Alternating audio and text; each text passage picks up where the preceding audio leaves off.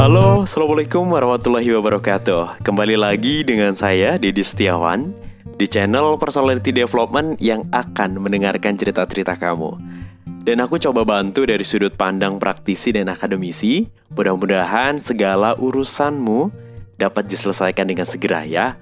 Kamu boleh banget curhat di kolom komentar bawah atau DM di Instagram saya yang saya kasih linknya di deskripsi. Ini kali ini mau bahas terkait tentang stres nih.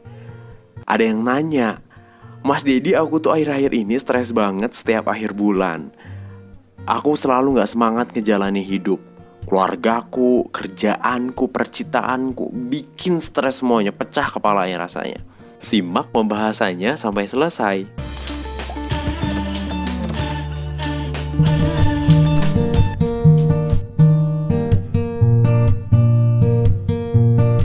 Teman-teman, yang perlu kamu tahu, 38 juta manusia itu meninggal akibat stres setiap tahunnya. Ini data dari Tribun News ya. Sadarkah bahwa hadirnya stres ini karena adanya harapan atau ekspektasi yang gak mampu dipenuhi, sehingga muncullah kecewa sampai depresi kamunya. Nah, stres tidak bisa diobati teman-teman sayangnya secara permanen, karena sifatnya ini muncul dan hilang. Contoh deh ya, kamu stres di tempat kerja, terus berencana mengambil liburan ke Bali. Ya pas di Bali mungkin stresnya hilang, tapi pas balik lagi ke meja kerja, liburannya selesai, tara, muncul lagi pasti stres itu, bener gak sih? Nah teman-teman, aku mau berbagi informasinya, cuman satu cara. Menurut teorinya Freud di psikoanalisa, stres itu hanya fokus yang salah loh. Jika kamu fokus pada hal yang tepat, pasti gak akan stres. Yang ada bahagia deh. Contoh ya, gimana nih unjuk tangan yang stres gak nikah-nikah. Fokusnya tuh bukan kenapa gak menikah-nikah karena omongan orang. Lah kamu mau cari jodoh gerubak-gerubuk asal nemu? Ingat kali menikah itu seumur hidup.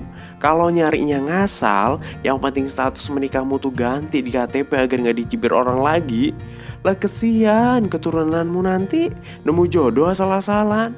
Udah, terus bergerak nyari pasangan yang ideal dengan referensi-referensi banyak. Fokusnya tuh justru sekarang ini mungkin Tuhan pengen buat kamu tuh lebih banyak lagi berbuat baik sama orang tuamu, sama saudaramu, sama dirimu, bahkan sama semua orang lah ya.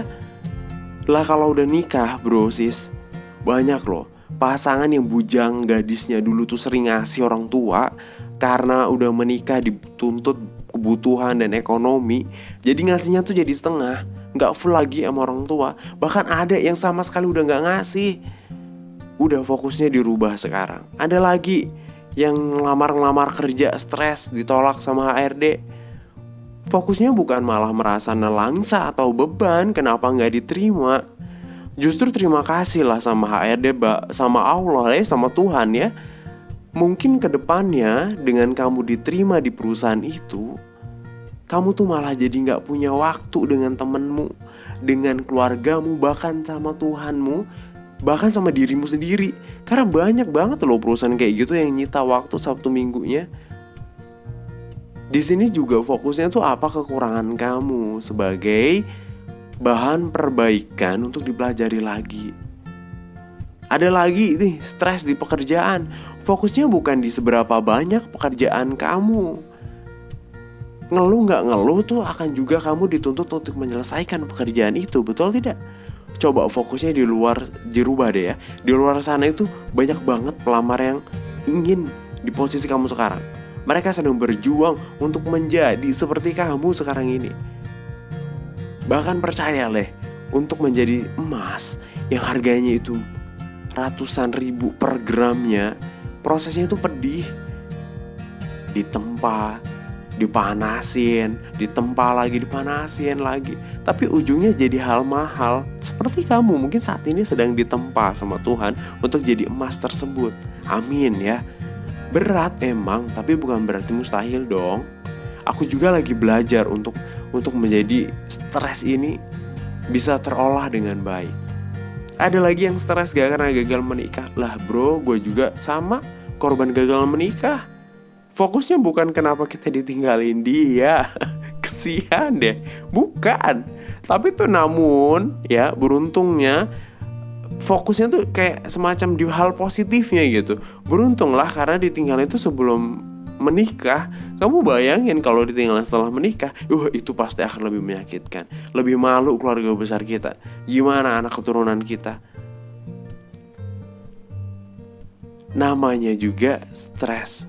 Stres itu, mengelola stres itu sebuah keahlian. Namanya juga keahlian, ya harus dilatih.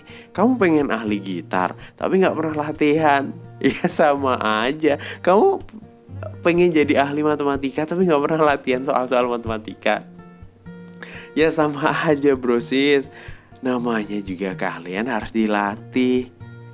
Emang sih butuh waktu, tapi ya itu syarat utamanya yang kamu gak bisa pungkiri. Daripada kamu setiap stres minum obat lantas kena ginjalnya, ya kan gak bagus juga. Tapi kamu juga kalau stres juga harus ke psikolog atau psikiater, ya duit kamu juga yang kasihan. Mending dari sekarang dirubah, dilatih untuk melihat segala sesuatu hal yang menjadi positif di setiap kejadian. Ini sebenarnya intinya. Cuman satu cara, fokusnya dirubah.